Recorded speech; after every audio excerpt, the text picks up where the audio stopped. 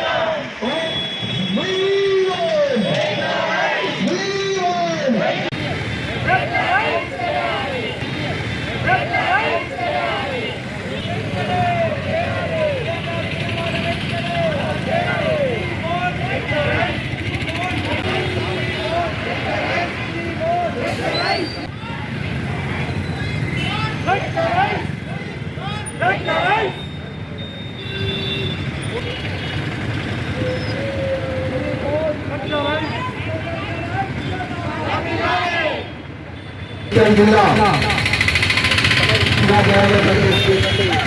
ఉద్యోగులమంతా రాష్ట్ర మేరకు ఈరోజు నిరవధిక సమ్మె కొనసాగించడం జరుగుతుంది. ఆ యొక్క సమ్మెలో భాగంగా నేను ఇంతవరకు రాష్ట్రంలో ఉన్నటువంటి మంత్రులు వ్యక్తులు అట్లాగే వ్యక్తులు సీఎం గారికి అనేక వినతి పత్రాలు అనేక సార్లు కలవడం జరిగింది. మరి గత 18 నుంచి 20 సంవత్సరాలుగా విద్యాశాఖ సేవలు అందుతున్నటువంటి 19,600 మంది కుటుంబాలు ఈరోజు ఉన్నప్పటి 20 రోజులు చేయండి.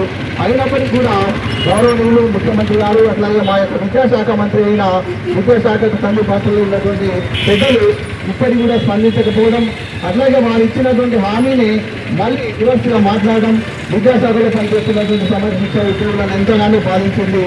దానికి వ్యతిరేకిస్తూ ఈరోజు జగిత్యాల జిల్లా నుండి అట్లాగే కరీంనగర్ ఉమ్మడి జిల్లాలో ఉన్నటువంటి సమగ్ర శిక్ష ఉద్యోగులమంతా కూడా ఈ యొక్క జగిత్యాల వివిధ జిల్లా కేంద్రాల నుండి పాదయాత్రగా వెళ్ళి కొండగట్ట వరకు కొండగట్లో ఉన్నటువంటి ఆంజనేయ స్వామి గారిని దర్శించుకొని ఆ యొక్క స్వామి గారికి ముఖ్యమంత్రి గారి దృష్టి మరల్చి సీఎం గారి యొక్క ఆలోచన సరిగ్గా మార్చి సమగ్ర శిక్షలో ఉన్నటువంటి ఉద్యోగులందరినీ కూడా విద్యాశాఖలో విలీనం చేసి రెగ్యులర్ చేయాలని స్వామి గారికి మరోసారి మొక్కులు చెల్లించుకొని అట్లాగే ఆంజనేయ స్వామి పత్రం సమర్పించి రావడం జరుగుతుంది.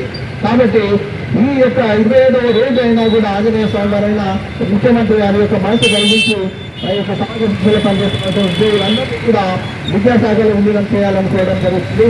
Thank you.